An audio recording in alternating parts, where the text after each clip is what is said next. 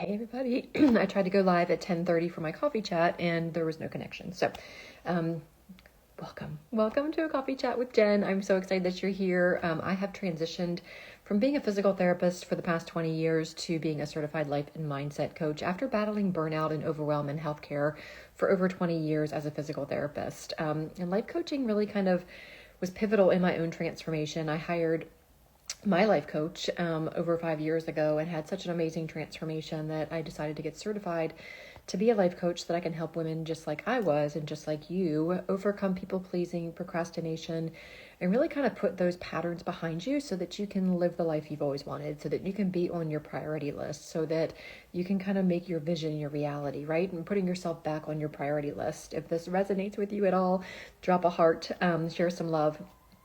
But I'm excited that you're here today because I'm going to talk about having the holiday that you want. We are coming up on the Thanksgiving and the Christmas holidays and the New Year holidays here in the US.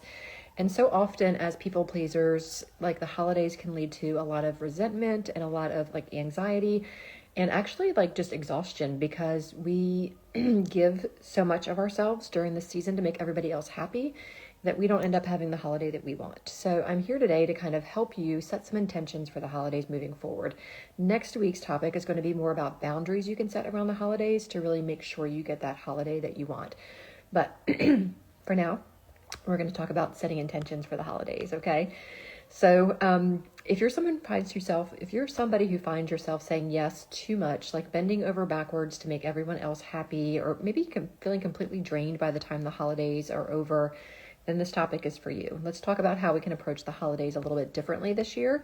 And step one is just acknowledging the challenge, right? The holidays are supposed to be a magical time, right? But for a lot of us, it can feel more like a sprint or even like a marathon of obligations. And there are family expectations, work parties, traditions, and let's be real, so much pressure to do all the things and do them perfectly. And if you're a people pleaser, it can feel like the weight of everyone else's happiness is on your shoulders. Does this sound familiar to anybody? But here's the thing, you can't pour from an empty cup, right? So when you're so focused on meeting everybody else's needs, it's easy to forget your own, right? And that's why today we're going to kind of shift gears. And instead of like just reacting to the holidays and chaos, I want to show you a way to set intentions and really reclaim your peace around the holidays. How does that sound? So what does it really mean to even set intentions?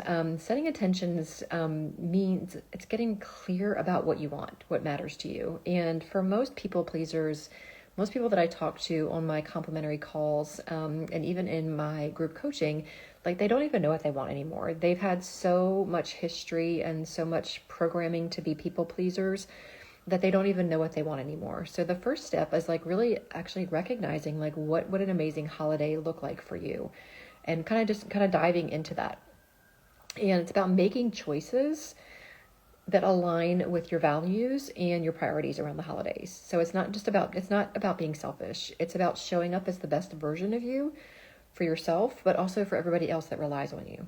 Okay. So intentions are like your guidepost, right? They help you decide what's worth your time and energy and what's okay to let go of.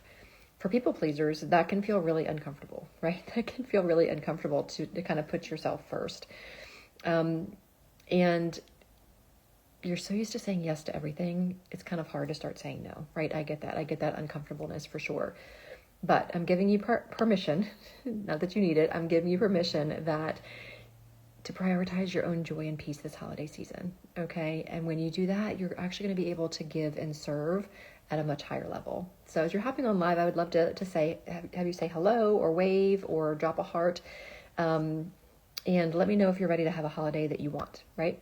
So it comes down to three simple steps for setting these intentions during the holiday. Number one is really reflect on what matters most to you. Ask yourself, like, what do you want to do this holiday season? What do you want it to feel like? Like, what are the moments and traditions that truly light you up? Write those down. And then let that be your compass or your guiding light for your decisions moving forward for the holidays. Number two is saying no with grace. Like I said, next week we're going to talk more about boundaries that you can set. I'll give you the actual words to use because words are hard sometimes as people pleasers when we start saying no. But that is the hard part, right? And coming up with the words. But when you set an intention, it really helps you say no to the things that don't align with your holiday season. For example, if your intention is to have more quality time with your family, you might need to skip that extra cookie exchange, right? Or that extra work party that's going to leave you stressed out. And you can just say it in a way you can say no in a kind, like loving way. Just say, thanks so much for thinking of me, but I'm focusing on slowing down this holiday season, so I'm going to have to pass, right?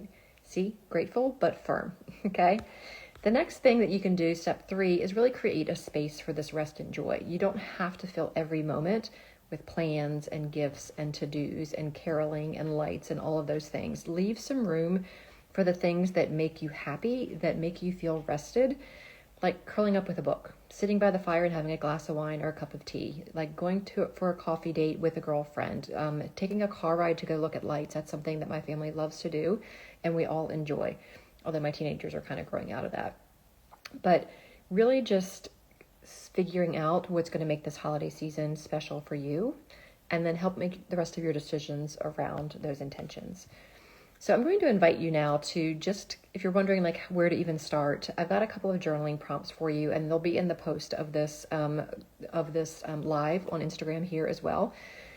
And journaling is such a powerful way to really reflect and get clarity on what you want. So I'm going to share these with you. I'm going to read them out, and then they'll be in the post. So take some time to really figure this out, because it's going to make a difference in your holiday season, I promise. If you're on my email list, then you'll get this email to you as a PDF, so you can print it out and journal right there on the sheet of paper. But number 1 is, what truly matters to you during the holidays, and how can you align your actions with these priorities? So really reflect on what brings you the most joy and connection and fulfillment, and then write down ways to focus on those things while letting go of any unnecessary obligations. Because we all have those obligations, those traditions that we've done for years and years because we have to, not because we want to, or we feel like we should, but we don't really want to, okay?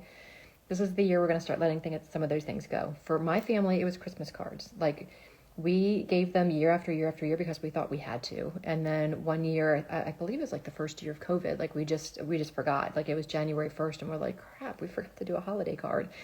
But we had so much peace around it that moving forward, like, we just stay in connection with our loved ones and our community in a different way. So number 2 is, what traditions and activities really do bring you joy, and how can you make them more intentional this year? So journal and reflect on how to kind of infuse meaning and purpose into your favorite holiday traditions, whether that's slowing down, including loved ones, savoring the moment, just making sure that you get those things in your schedule. And then number 3 is, what is one thing that I can let go of to create a more peaceful season? Identify one expectation or commitment or habit that no longer serves you. Like, for our family, it was Christmas cards. I know I'm probably getting a lot of hate right now about Christmas cards because so many people love them. But for us, it was a lot of pressure to let that go. Getting the right picture with, 2 kids and 3 dogs was just a lot of pressure. So what can you let go of that's going to allow you a more peaceful season, right? And then let that go. So take some time to really sit with these journaling questions about setting yourself up for a more intentional, peaceful holiday season. Again, they'll be in a post here as soon as I'm done this live, so that you can take some time to journal on those.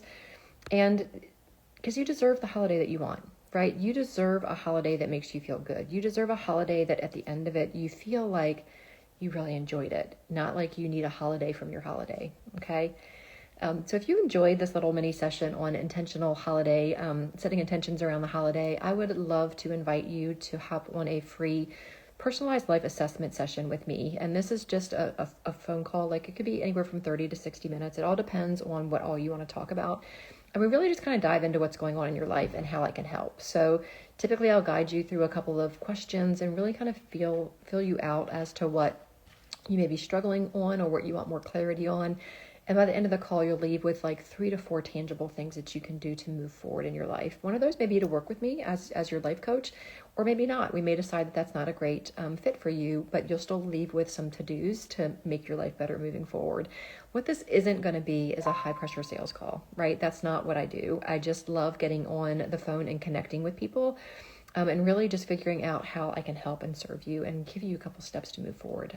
So if you're interested in that free call, just comment call below, CALL, and I will send you some information. The form that you'll submit is just giving me a couple of times to schedule your call so that we make sure we find a time that suits you, and I will make it work for you. So again, if you're interested in that free complimentary personalized life assessment session, just comment call below and let's have a more intentional holiday season.